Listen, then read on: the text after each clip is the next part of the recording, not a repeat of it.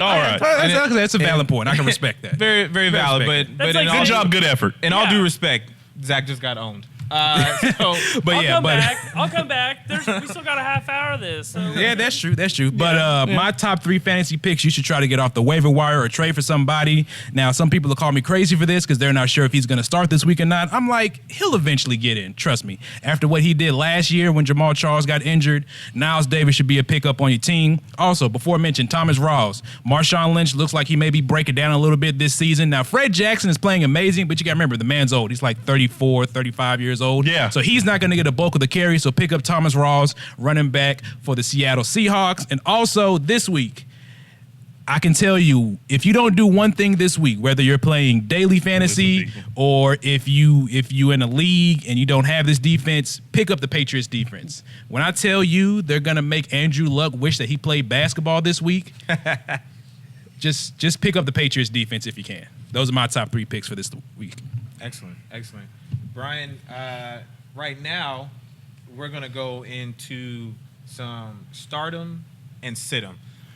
This is very crucial to a lot of people's fantasy season because those stardom and sit-ems are super important to go ahead and find out how to maneuver which one of your players is the most important that's going to give you the most points in your league. Brian, let us know who's the best at stardom and sit-em this week. Okay. A lot of people don't think I'm crazy for saying this, but I think this week you're going to start with Blake Bortles. Last week, he did throw for 300 yards and 4 touchdown passes, but he is playing against the Texans at home. I think he's going to have a big day. He's really starting to catch on. Also, this week, I think Tom Brady. Who else would it be? Especially against that porous. Horrible. Colts defense. I mean, he might just go arena league on them and just throw for 10 touchdown passes. Also, this week coming up, I think you have to go with the Jets defense. Yes. You have to start them against Pick Six Cousins. I mean, it's going to be ugly. I think he might throw for 10 interceptions.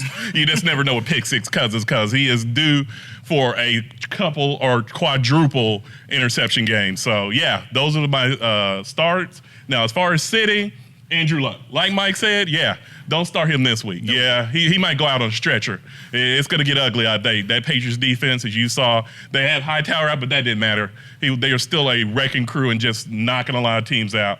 Also, I think as far as sitting, you have to sit Brian Hoyer this week. I just don't like him on the road. Anytime he plays on the road, he is just not really productive. I know at home he's good, but I just have him sitting this week. I just don't like him at all. And any of the Houston Texan wide receivers this week, I'm not going to take them. Just not. Because on the road, I don't know what happens. They just crap the bed. He saw them against the Falcons. They were just god-awful, and they always seem to be on the road. So, yeah.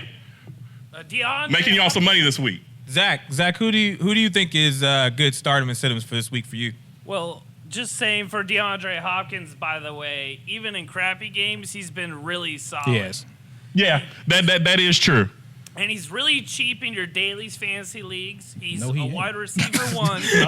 No, not in FanDuel. I don't know what daily leagues you playing. That man's about 8,000. 8,000, 9,000. About 8,500. I'm playing DraftKings, and guess what? I'll pay...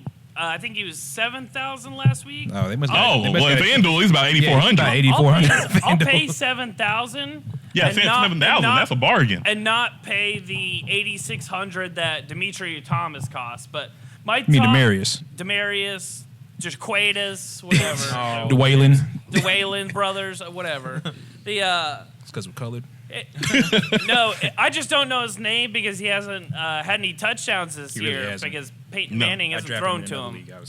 But my top picks for this week, Snead is a great waiver wire pickup, and I think he's going to do a really good job this week. I think Drew Brees is back into a really good flow. I'm excited to see what he does.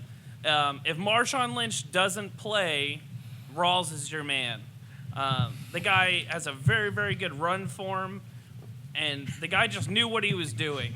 There's a lot of running backs out there like your D'Angelo Williams, even your Niles Davis, who just seemed to have a really hard time after contact and just breaking through the line. I think Rawls is a great for this week. And obviously, I like kind of the non-conventional picks. it's easy to say Tom Brady or anybody like that.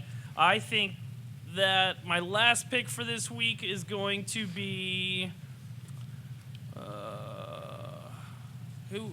Spit it out, son. I'm trying to think of a really good one. Yeah, go with Tony Romo. That's not conventional. Yeah, Tony Romo. He's going to be fantastic this week.